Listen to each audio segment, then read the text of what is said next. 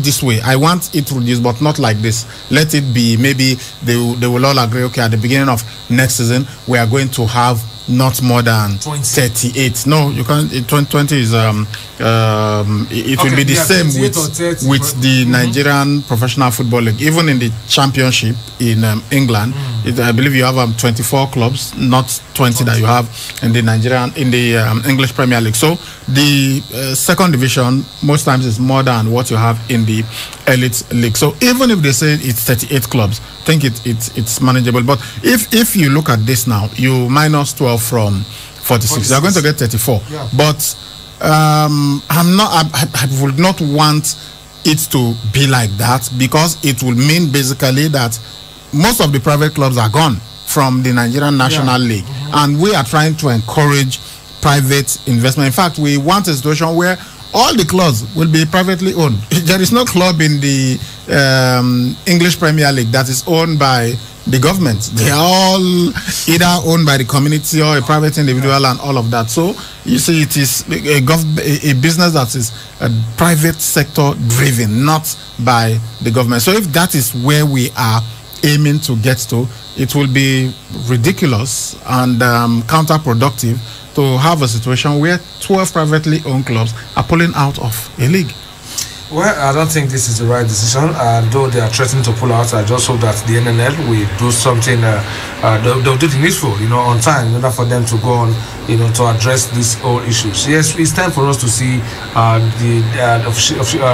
officiating the officials rather, doing the right thing and not trying to sway the game to one particular side. It doesn't really make sense. How can somebody travel from, for instance, Benin to Kaduna to play a game after all the effort and everything, then a dubious penalty will be given? There's no how the team managers would not, and here we are, coming up with all these issues. What are we painting? We are painting our league, in the bad lights. If people listening to or reading all these on the news right now will feel, oh, these guys, they are not ready. After all the time, they wasted before starting the league. Now, 7 matches into the league, this is what we are getting. So how do you expect sponsors to come in? How do you expect people to even, come around and also give their own support? Get what they call it, merchandise, for clubs and all that. We are trying to market our clubs, our league, and everything. There we are having issues. So it's now rest on the NNL to see how they're going to ensure that, okay, this is how officials are going to be appointed to officiate matches, and match commissioners are also appointed to give reports and all that. So what are they doing? Are they just writing the report of what the match commissioners have been writing reports now, and sometimes the NNL on the MPFL, depending on which referee assessors and all of these other individuals that they appoint. There are sometimes even secret assessors. They are there. You think that the person is just there watching the game, not knowing that he's actually there to assess the performances of the officials. So all of these measures are in place, but unfortunately, we still see some questionable officiating. Well, there are some. I've heard of some referees in Nigeria. So yes, there are many that have integrity. There's this Anete that we're always talking about, because of how the rave reviews usually get when he officiates games, and he's somebody who has invested in himself. All these things like the vanishing spray and everything, he gets them for himself. And most times when people watch the matches that he officiates, they appreciate it. And I've also heard of some referees who have been offered money. They have been offered inducement, but they said no, to hell with your money, I will make the right call. So we have referees that have integrity. So it's not like it's every referee or every assistant referee that is of questionable character. Yeah, but when it becomes rampant, when almost every week you have cases of questionable officiating, then you've got to ask you've got to understand why the clubs are reacting in a particular manner. Okay, still staying in Nigeria, we'll look at the Nigerian Professional Football League fixtures shortly, but let's talk local football. Something happened today at the Paragon High School at Limit Road, Benin City, and it was the venue for the celebration of Ambassador Wesley Asoro, one of the foremost sports developers, especially football, in Edo State. So, yours sincerely was there to keep an eye on the proceedings, and the game really interesting. At first half, he played for one team, and the second half, he played for the other team. The game ended in a diplomatic draw, and it was really interesting. Uphill Veterans Football Club, they took on All Stars International Football Club of Benin, and it was Uphill that they took a 2-0 lead in the first half, but All Stars came battling back, and that match eventually ended in a 2-2 draw. And a very close friend of the celebrants, JD Nero, he promised that he was going to give 10,000 naira for the first goal. That's to the scorer promise, and eventually it went to Sunday Black of Uphill Veterans. Okay, so that match ended 2-2. So let's just hear we interviewed, of course, a couple of persons who were there, including the chairman of the Edo State Football Association, Comrade Roland Abu. He was there. So let's hear from him first, and then we'll hear from other people who were there. A young man, a prospective young man, so to say. He's very friendly. He's a man of the people. I'm happy he's celebrating his birthday today, and we are all here gracing the occasion. I know by the special grace of God, we will still be here and be alive, strong and hearty, to celebrate his next birthday as well. Because he's a nice person, everybody likes him, and everybody wants to come around him. That is what you are seeing here today. So we give God all the glory. We thank God for keeping him till today, and we know he will still extend and give him more years in his life, just as God has assigned for him. Thank you very much. That was Roland Abu, who is the chairman of the Edo State Football Association. Well, one of Nigeria's foremost broadcasters and filmmakers, talking about Don Pedro Obaseki. Dr. Don Pedro Obaseki was also there. He didn't play, but he was there to, celebrate with Ambassador Wesley Asoro. This is what he had to say. Edo State and Benin people in particular, we need young men like Wesley. Seriously, because he's a positive image for every young and aspiring Edo businessman. So if coming to play football, or even I'm not even playing, watching them play, that is the least I can do. That is the very least I can do for Wesley Asoro. So I wish him well. I wish him a happy birthday, and I wish him bigger birthdays than this. There's a small thing, they become big thing. This big thing will become bigger thing. No, are you? Okay, that was Don Pedro Obaseki speaking there. Austin Egwavon, who is the technical director of the Nigerian Football Federation, also was there. In fact, he played for the Uphill Veterans side in the first half, and at that point when he left the game, they were 2-0 down, but he predicted that the match will be 2-2. Okay, that they will come back and they will equalize. Let's hear him. But as at the time that he spoke, they were 2-0 down. Well, my team is 2-0 down, unfortunately, but I can assure you we'll come back. However, it's a novelty game, so whatever the match officials have to do to level this thing up, they just have to. But I think it's a good thing to come and celebrate with our younger brother. It's his birthday, and that's why everyone is here. Yeah, Austin Ogwavon predicting that they were going to come back, and they actually did. That match eventually ended 2-2. Okay, let's hear from someone who is a very close friend of the celebrant, Ambassador Wesley Asoro. We're talking of Sonny Osaide, the chairman, CEO of Big Joe Ventures. Eventually, we even heard later, but as at the time that we conducted this interview, we didn't have that information. It was Wesley, when he was speaking, that actually said, look, everything that you're saying, even this novelty match and everything, was put together by Comrade Sonny Osaide. But let's hear Sonny Osaide speak on his friend Wesley Asoro. First and foremost, let me congratulate him. It's just the grace of God. We know all what has transpired all through the years, last year till now, the COVID and so many challenges. It calls for celebration. A day like this, I just want to wish him a happy birthday in good health, in progress in all ramifications of his life, and more promotions for him. All right, that was Comrade Sonny Osaide, the CEO of Big Joe Ventures, speaking there, talking about his very good friend Wesley Asoro, who celebrated his birthday today with a novelty game. How about the celebrant himself? Let us hear from him. Sincerely, let me appreciate everyone that came around today to celebrate with me. I appreciate everyone. May God also celebrate with you guys. I really appreciate everybody. I'm happy that I'm adding +1 today. I sincerely appreciate God for making it possible. It's not easy. It has been a very long journey for me.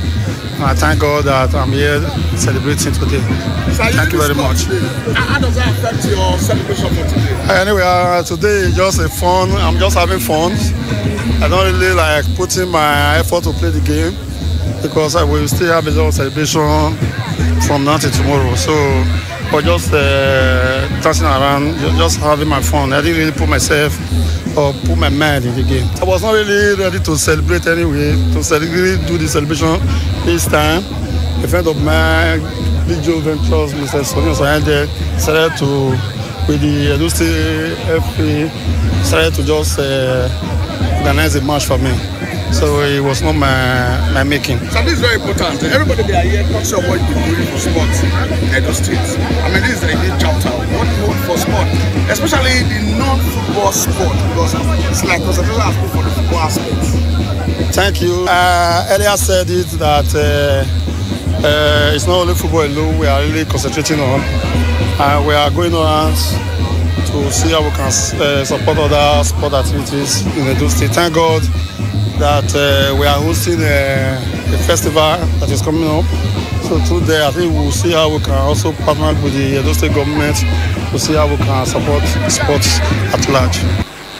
All right, that was Wesley Asoro speaking on his birthday, and of course, being the sports supporter that he is, he spoke on a range of issues, including, of course, the National Sports Festival that Benin City, in particular Edo State in general, is hosting. It's going to be starting on the 2nd of April. We'll have a report on that. But first, Egosa, the novelty game, Uphill Veterans versus the All-Stars of Benin playing a 2-all draw. One will expect All-Stars based on experience to beat Hopi, although it's a novelty game, but sometimes you just go out there to express yourself and get yourself exercise, just to honor somebody. But then turn it down to 2-2. Well, when you have somebody like Stephen Davon, is the technical director right now in Nigerian Football Federation, telling you that okay, he knows about this team, they are going to come back and equalize.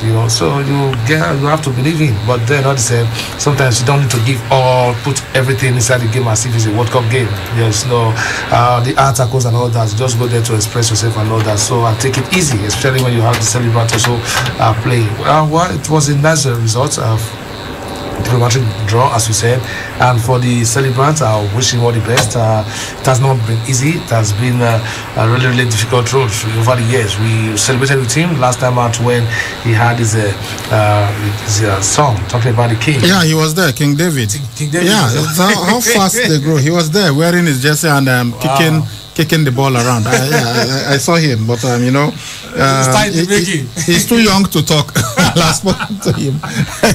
Yeah. But who knows? Maybe in 5 years' time, he will be granting interviews. He was there. Yeah, I'm sure someone like Wesley, who is a football developer, grassroots football developer, and somebody who loves sports, and has given back to the sportsmen and women when it comes to hospitality and all that. I think he's somebody who also wants to invest in football. These are the kind of people who want to see investing in football as individuals, so that they can, help, rebrand our system and all that. But all the same, it was a fantastic one. We wish him all the best, many more years and many more money into his bank account and all that. So for all those who went to celebrate him, I said kudos to every one of them.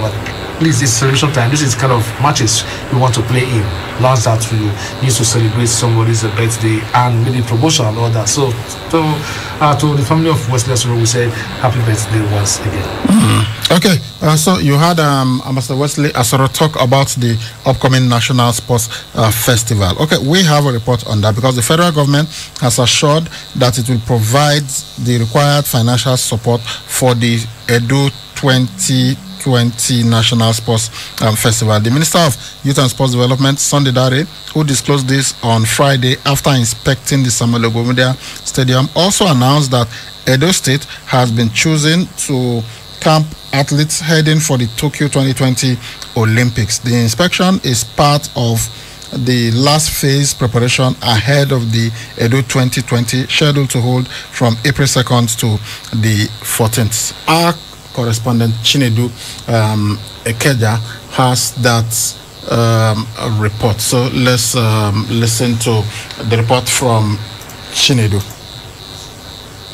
Exactly 1 year ago, the National Sports Festival Edo 2020 was postponed few days to the event due to concerns over the coronavirus pandemic.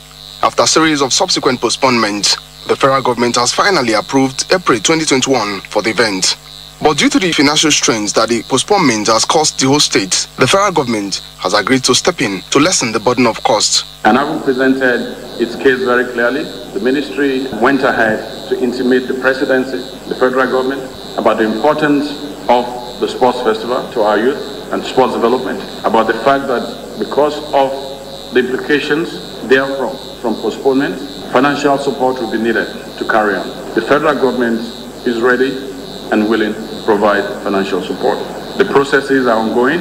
After inspecting the Samuel Ogbomudia Stadium, the Honorable Minister of Sports was satisfied and therefore declared that Edo State will again camp the national contingent built to participate at the 2020 Olympic in Tokyo. I could not ask for more. Our sportsmen and women could not ask for a better facility than what we have here at the Samuel Ogbomudia Stadium in Edo State. What excites most athletes is the facility and the equipment. What we have here is comparable to anyone you can find in the world. I want to use this opportunity to announce that there's no better place than to host or to camp our athletes that will be headed to the Olympics than here in Edo State. So I want to make the commitment that the Nigerian athletes that will go to Edo, that will go to Tokyo, will set up our national camp here because we have the facilities, we have the benefit of the sports festival being held here. For the Edo State Governor, Godwin Obaseki, Edo State is ever ready to host as long as the federal government is ready to assist financially. So we are ready, the infrastructure is ready, the accommodation is ready. All we need just funding to host and feed and move the athletes around when they come in. Camp for the National Sports Festival opens April 2nd, 2021, while President Muhammadu Buhari will declare the festival open by April 6th. Because of the concern over coronavirus pandemic, number of athletes expected to participate have been trimmed down from 14,000 to 8,000.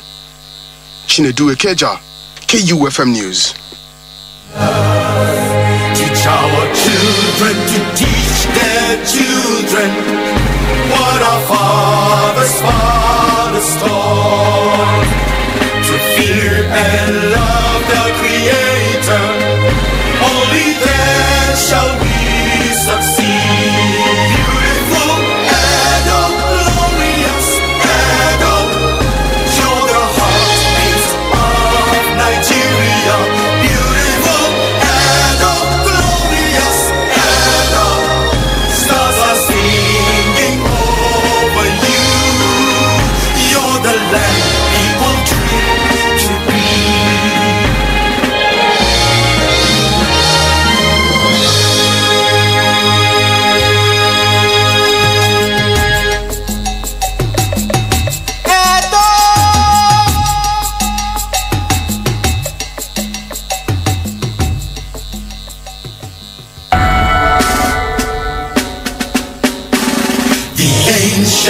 City is calling.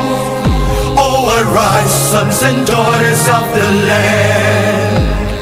The king of the city is marching. Stand up high to the pride of the land. The founding fathers of labor and our time to service now. The glory of the new Edo nation will forever be our pride. Beautiful Edo, glorious Edo, Creator, only there. All right, welcome back. We hope they will come and see the beautiful and glorious Edo, beginning from the 2nd of April. And we hear that the president of the country, Muhammadu Buhari, would officially declare the 2020 National Sports Festival open on the 6th of April. So keeping fingers crossed, and I'm hoping for the best. We hope that they will release the funds on time as they've promised, so that Edo will have what to work with. Everything, the facilities are ready, and if not for all these postponements, the National Sports Festival will have been held since last year. But the federal government, in their wisdom, through the body that was the presidential the presidential task force on COVID-19, through the NSCDC, decided that it wasn't safe to hold the National Sports Festival. But now they have told us that it's going to start on the 2nd of April. All right, so I mentioned earlier that Austin Eguavoen, while we interviewed him on the birthday of Ambassador Wesley Asoro, we asked him some other questions, and this had to do with his job as the technical director of the Nigeria Football Federation. We asked him about the Super Eagles lists, the list that Genetro released. But first, about the 2 games, Benin Republic and Lesotho.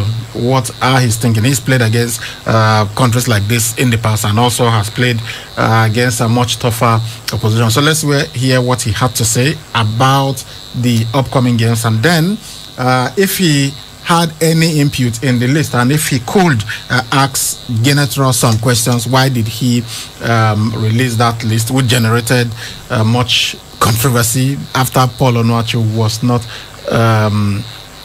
invited, was not in the main list. He was on standby, but now, of course, he has joined because of certain things happening. And even the Nigerian Professional Football League players, a couple of them have been invited, but that is basically second fiddle.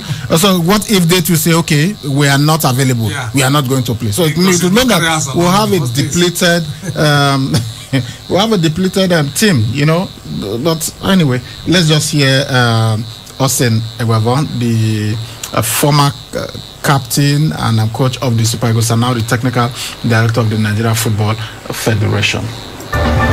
Football these days, you can't really predict. But however, Nigeria as a country, you cannot compare us with Republic of Benin and Lesotho, obviously, when it comes to football.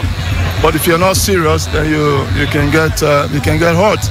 But I don't expect anything less than winning in Benin, of course, at home against Lesotho, so that we will finish on top. The list generated so much controversy. Yeah. First, with Paul Onuachu not being invited or being on the standby list, and we know that it's Nigeria's hottest striker in Europe right now. But later, we know he made that list eventually, with some players being withdrawn from it. But I want to know, as the technical director, do you get to vet that list? Do you have any input on the list that the coach invites? No. You're not supposed to. I've done my research. I've done my findings.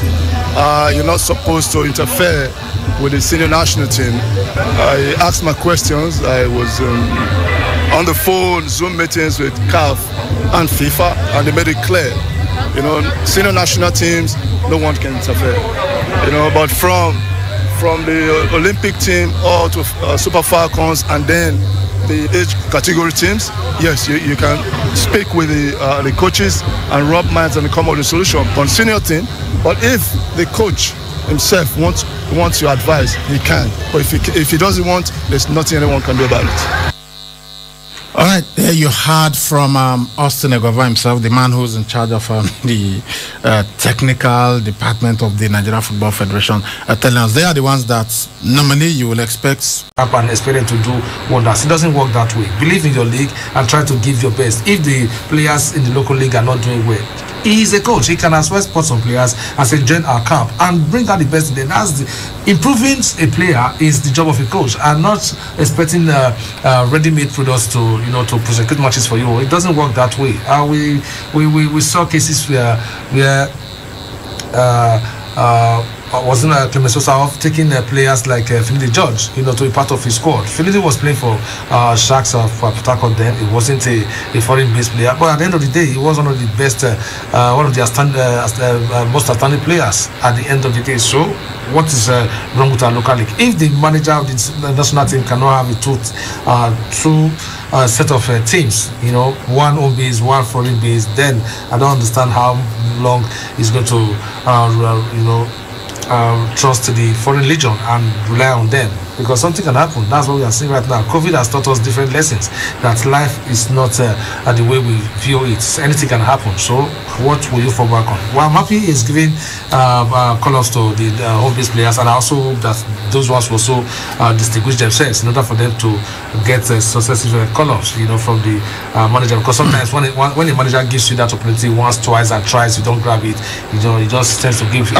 I understand that Coach Genetro is supposed to watch the Nigerian Professional Football League, well, including even the Nigerian National League, who says you can't have quality players in the NNL. I've actually seen him watching some matches in the Nigerian National League. I've seen him using the app to monitor. He was in one venue and he was monitoring a game in another venue. I don't know whether it was just photo op and everything, but at least I've actually seen him. But Coach Genetro has assistants. So what's the job of these assistants? I want to believe that somebody like Joseph Yobo, for instance, would know more about the Nigerian Professional Football League. Somebody like Aloy Agu will know more about the Nigerian Professional Football League than Coach Genetro. So why aren't these assistant coaches being deployed week in, week out, to say, okay, for this week, Joseph Yobo will be in these venues, and these days all the matches are played the same day, so he can only be at one place at a time. But okay, for week 1, 2, 3, these are the matches that he's going to watch. Week 4, 5, 6, this is the one that this other coach is going to watch. I mean, we can do that, although in the contract of Genetro it was stated he has to watch some matches, and going forward, some players that he will be, invited for the Super Eagles have to come from the Nigerian Professional Football League. So let's hope that things will improve. But you've heard from the technical director of the Nigeria Football Federation. So if you are asking, or if you are wondering why is it that they don't interfere, they don't tell him the players that he's supposed to invite, why will they not say anything when he left out Paul Onuachu and all of that? Well, you've heard, even from CAF and FIFA, you are not permitted to interfere in the selection of the head coach when it comes to the senior national team. But he said if it is the Super Falcons, if it is the senior men's national team, if it is the Super Falcons, if it is the under-23, any of the age competitions, you can actually say, no, these are the players we want you to pick from, and all that. But eventually, once the coach selects his team and it's time for matches, it is the coaches who should be in charge of who plays a match and formation they will play and all of that. All right, let's move on to Europe now. It has to do with the UEFA Europa League. Something happened that isn't pleasant, and it had to do with Rangers, Glasgow Rangers. One of their players, we told you that Steven Gerrard, the manager of Rangers, said one player, and that player is Ondrej Kudela. He is accused of racially abusing Glenn Kamara. Slavia Prague have come out vehemently to defend their player, but Rangers are saying that, Kamara is saying that the denial of the racial abuse by Ondrej Kudela is a complete, utter lie. Now, I've seen the video. I can't tell you that I actually heard what Kodela said to Kamara, but I've seen the video of what happened, and you could actually hear some of the things that were being said. But when and Kamara was with another Rangers player, I didn't quite see who that was, and he covered his mouth with his hand, the way players do when they talk on the pitch, and he said something to Kamara. You can't hear what he said. The microphones didn't pick it up, but you could tell from the reaction. He is saying now that he swore, and he said, according to him or according to Kamara, he's saying what he said to him was, he used the F word, guy, you effing guy. That's what he said to Kamara. Although I know it is bad to swear at people and use words like that, but I must say I'm not a psychologist, but I don't think that Kamara will react the way he did if what he said was you effing guy. I mean, he could just laugh and give him the middle finger and say the same thing back to him. But when you watch the reaction of Kamara, it must have been something that was deeply that he found deeply offensive, because he immediately